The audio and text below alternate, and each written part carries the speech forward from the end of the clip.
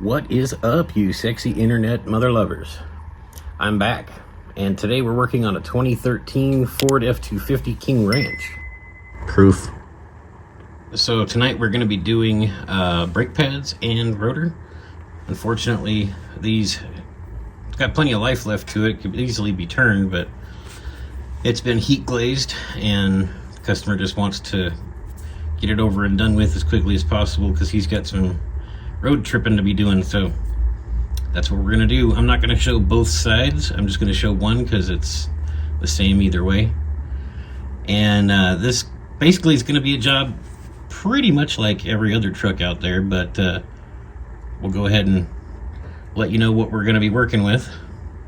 So the only two sockets you're gonna need are gonna be a 16mm and a 21mm, and a pry bar, ratchet tool, and that's about it, really. All right, let's get to it.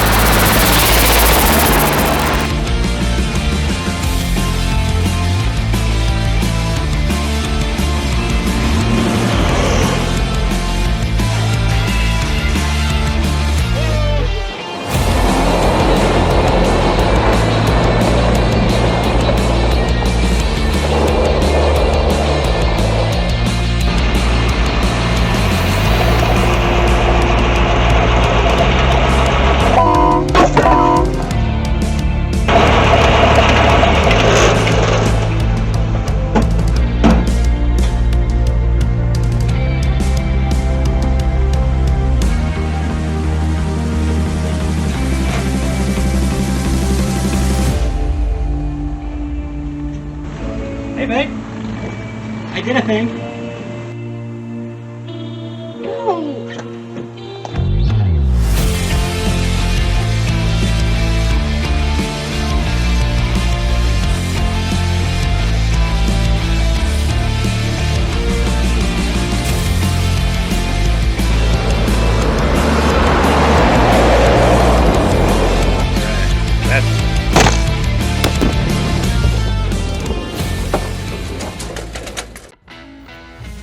Alright, so the first order of business is going to be to take the slide pin bolts out, one on top, one on bottom. I can't get my camera in focus for both, unfortunately. So, for whatever reason, they recommend you always start with the bottom on the slide pins and the bottom on the bracket that holds the caliper in. So these are 16mm.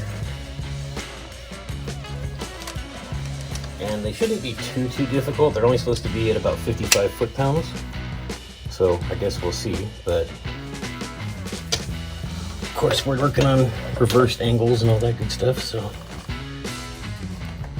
Oh, lordy. Oh, there we go. I'm just breaking them loose. And then I'm gonna cheat.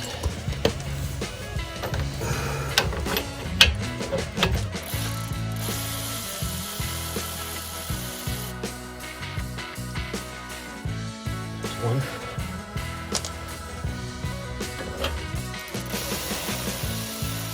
And two.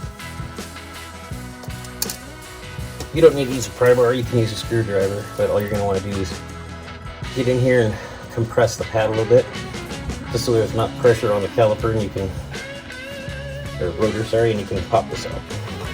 Wow.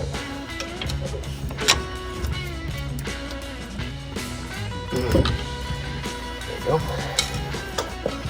And then you're going to want a bungee cord or one of these brake caliper hangers.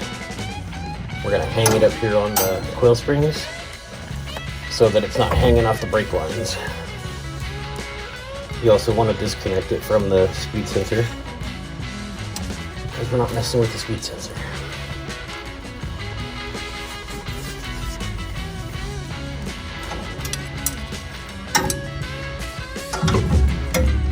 So that's out of the way. And then we're going to take off the two 21mm bolts. Now those are at 165 foot-pounds, so it's gonna take a little more oomph to get those broke loose.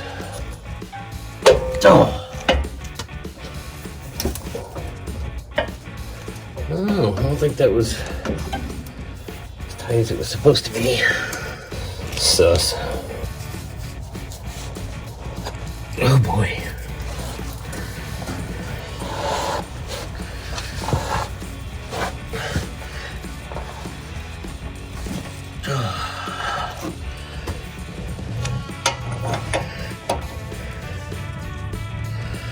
Okay.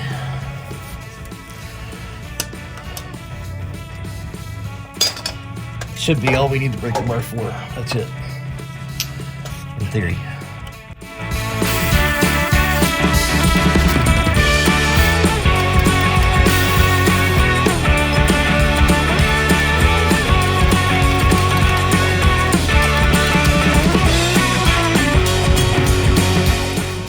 So to get the brake pads out, you just either use your fingers or a screwdriver or something. Just pop them out just like that.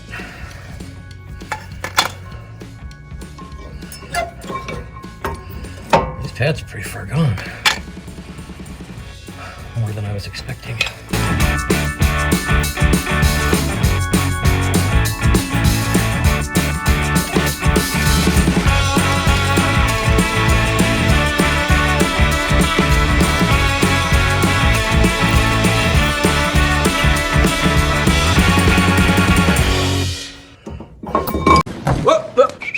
Oof. Okay. Here we go. So it doesn't really matter at what point you do this, but you're going to need to do it before you put everything back together either way. I'm already here. I haven't hung that back up yet, so I'm going to go ahead and do it now. So you take one of the old brake pads and put it on here. If you have a dual piston compressor, this is obviously where you're going to put that in. I don't have a dual piston compressor. You can do it with C-clamps. If you're feeling particularly energetic, you can do it with what you call it, the yeah, my brain's not working. You can do it with channel locks or some other tool, but I'm going to be using this tool. One of these days I'm going to get the right one. This is actually made for rear brakes on like BMWs and whatnot, but you know what, there's something I can put in here. One second.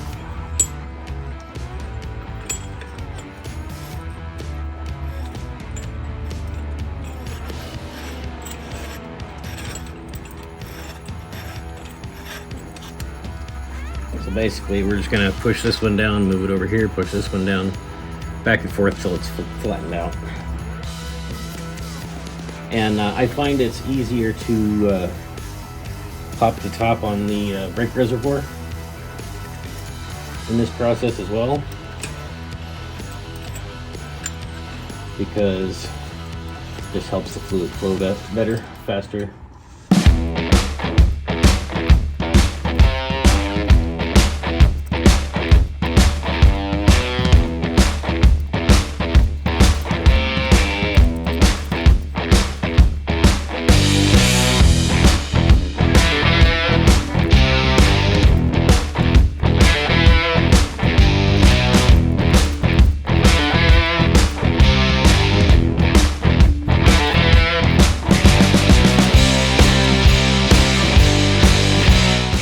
When it bottoms out, you'll feel it.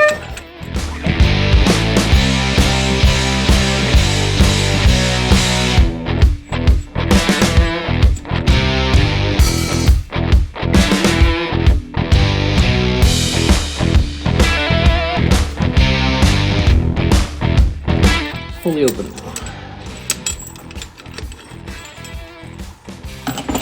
You're done with that tool, till the other side. Want to make sure the seals are flat and even both sides. You don't want it flipped up or popped off or anything. And then for the moment, we can go ahead and hang that up, get it back out of the way.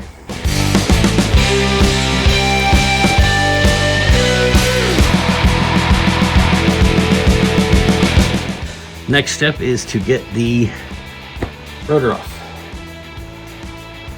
Odds are, even if it's an Arizona vehicle, it's going to be rusted on there at least a little bit.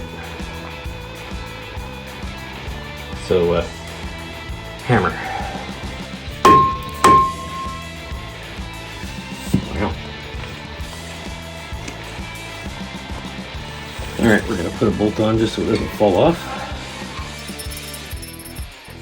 And then I'm going to put some more Ooga-Doogas on it. Penetrate mode.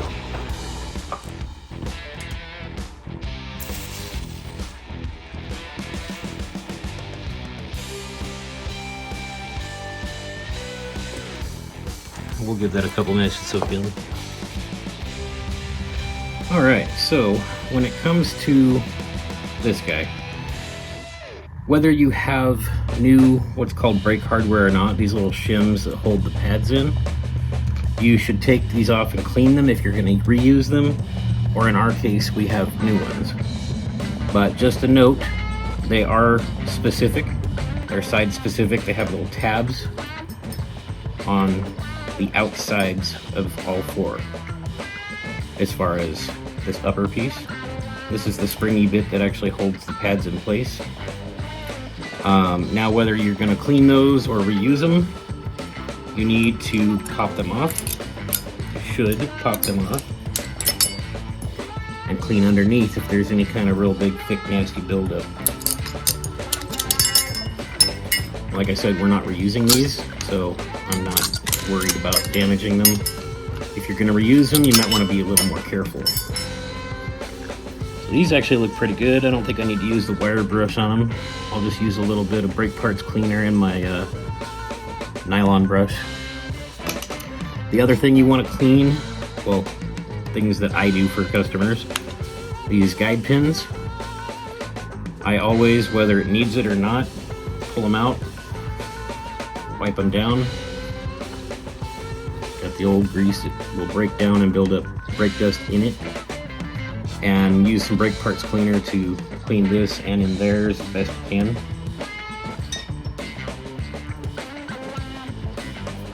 Pop that boot.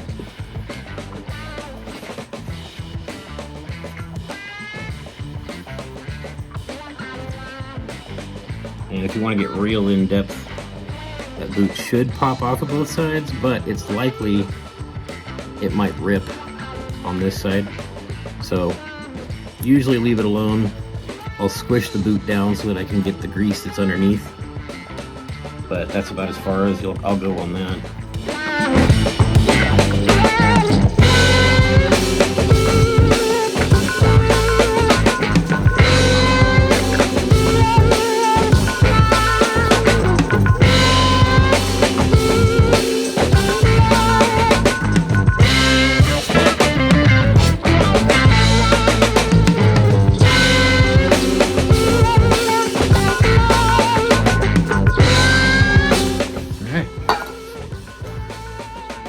That's ready for, well, it's got to dry off, but then it will be ready for new lube and reassembly.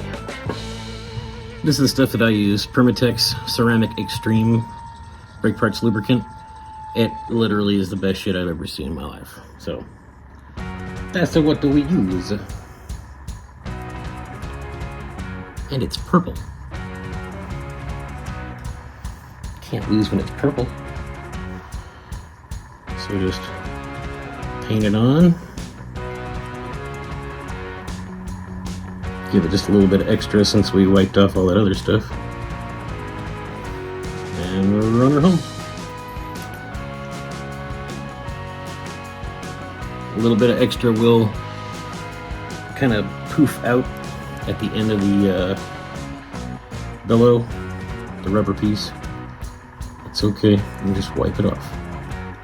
Ain't no thing.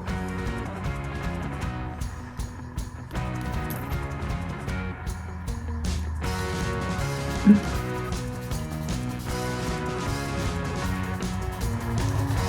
and squishy.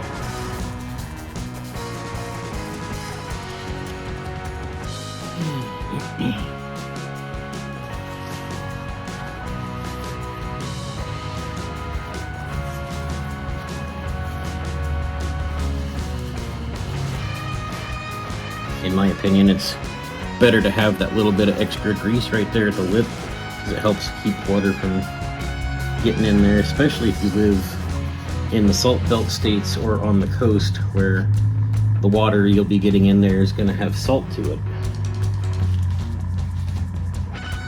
Every automobile's worst enemy is salt. Alright, so those are done. Ooh, my bad.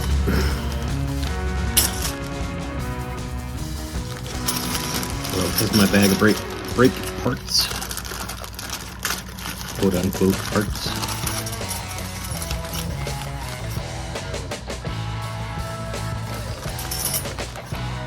Find one for each side.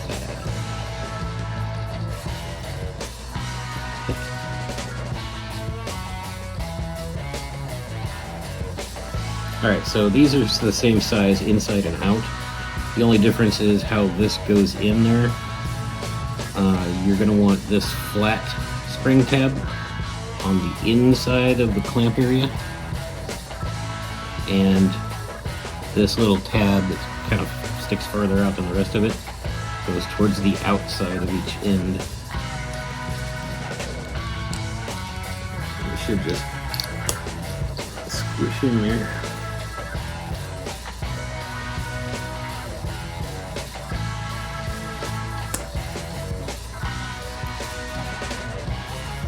Like that.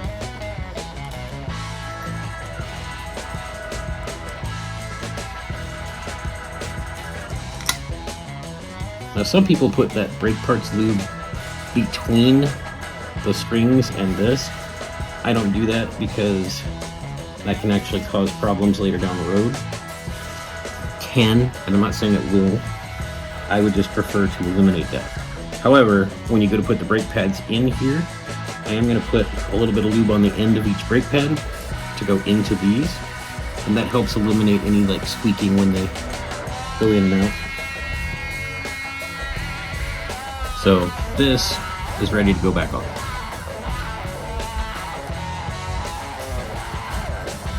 After I change out the rotor.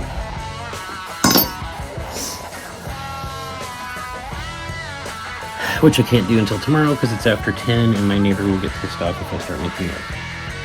So I'm going to have to get up early in the morning and piss off different neighbors. So, see you in the morning. Alright, here we are, cracked it on.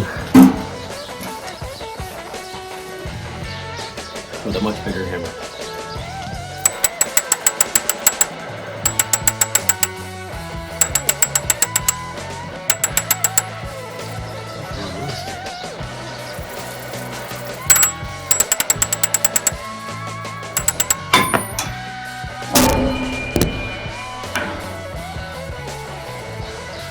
Hammer dead.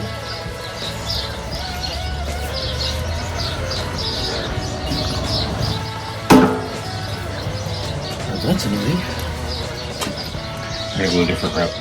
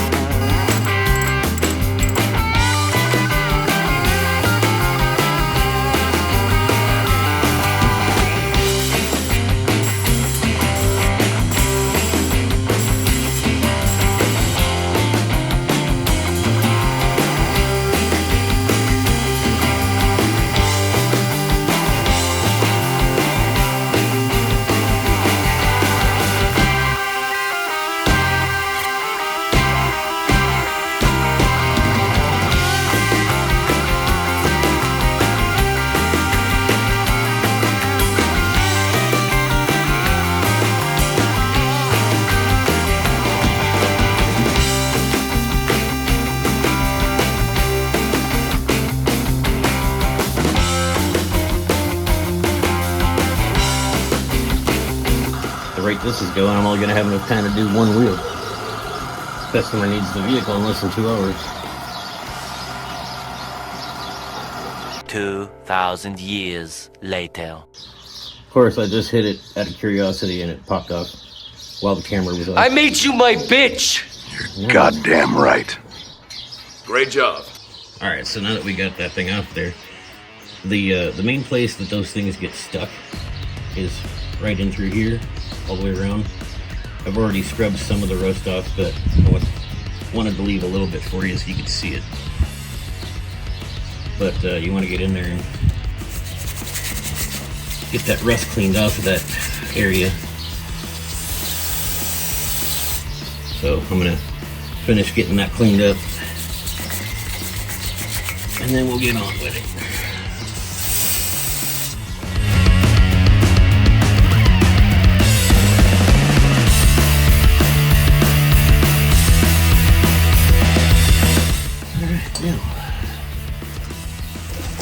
Place for rotor. Now, unless these are a special type of coated rotor, they're going to come packed with grease or oil to keep them shiny. So, you got to clean that grease off. Otherwise, it'll screw up your pads.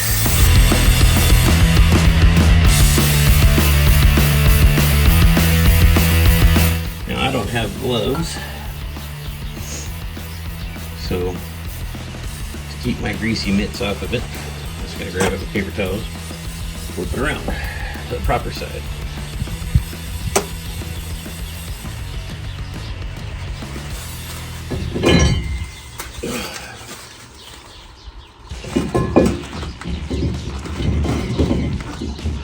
Maybe.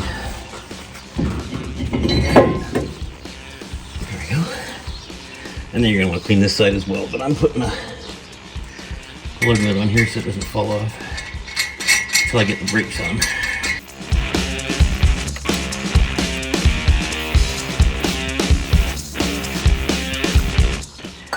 Now we're ready to reassemble. So it came with blue on it, it's going to get some more blue. Doesn't take a ton.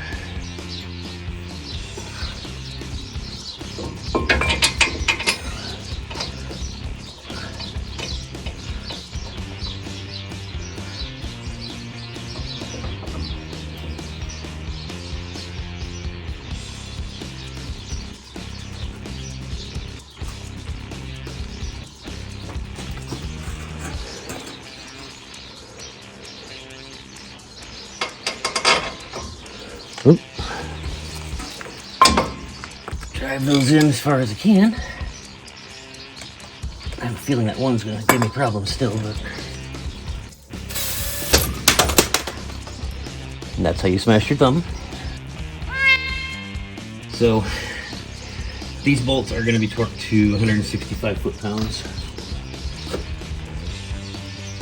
Just figured I'd mention it now.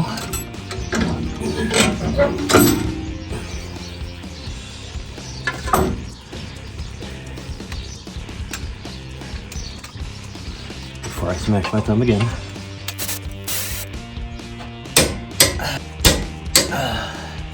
Just for point of reference. New pad, old pad. So just like it's important not to touch that surface, it's also important not to touch the contact surface of the pad.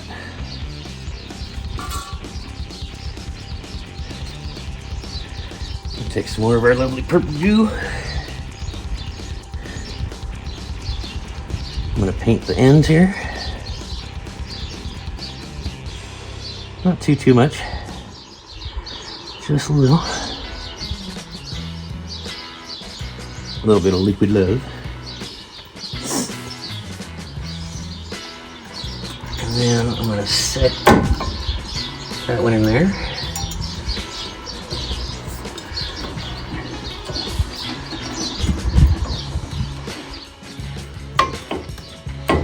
Ow!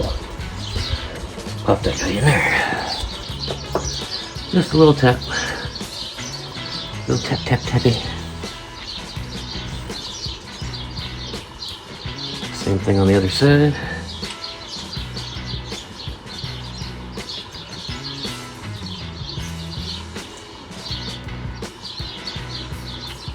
Ooh.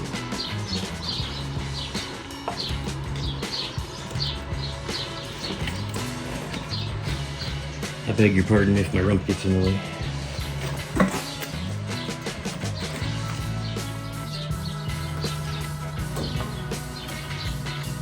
Can't see what I'm doing. There we go. I like to put a little bit of lube where the pad contacts the backside of the caliper and then the two piston rings, and that just helps eliminate any undue friction and any extra noises. Doesn't take much, just a little teeny tiny bit. You don't want to put too much because this stuff will gather brake dust and can cause additional problems later. So, we've got our nuts here. Hold the caliper on. Well, hold the slide pins. We'll clean those off because all the brake dust and yuck from beating the thing off of there came off with it. Okay.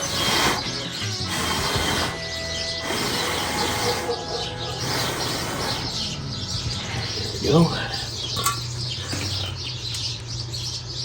You want to make sure you're putting it back on the way you took it off. And don't pinch your brake lines or anything.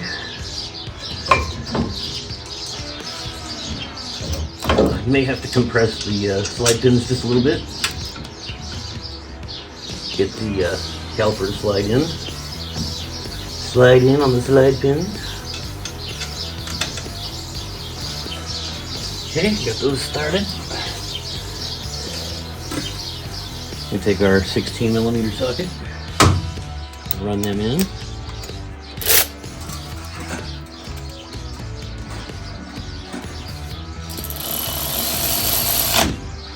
Don't get crazy with it.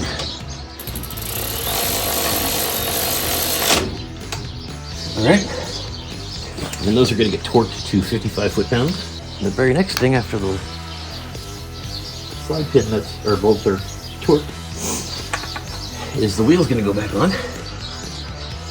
We're done here. Pry underneath it. Yep.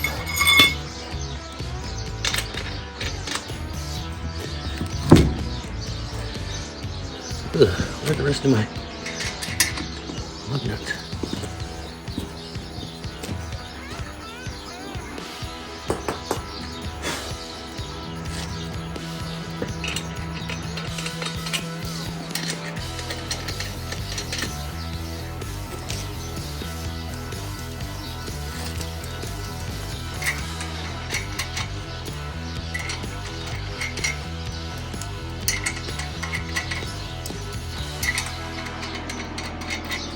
These are also 21mm.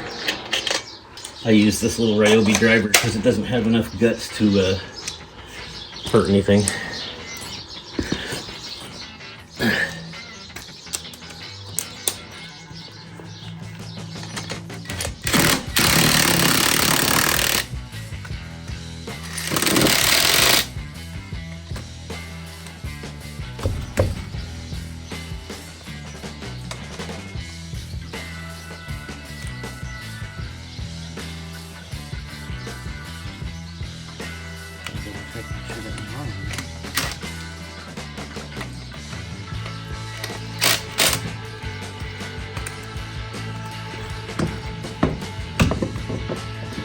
These wheels are hub centric, so the lug nuts do not center them. You have to be on the hub.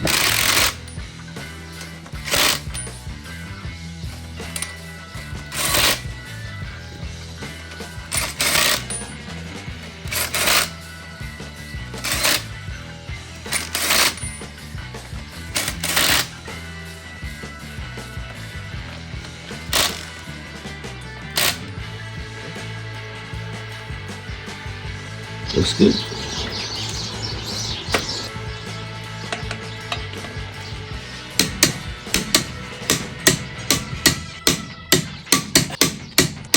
All right. Almost forgot.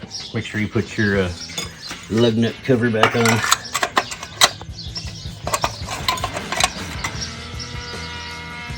Oh, well, it fits on the floor.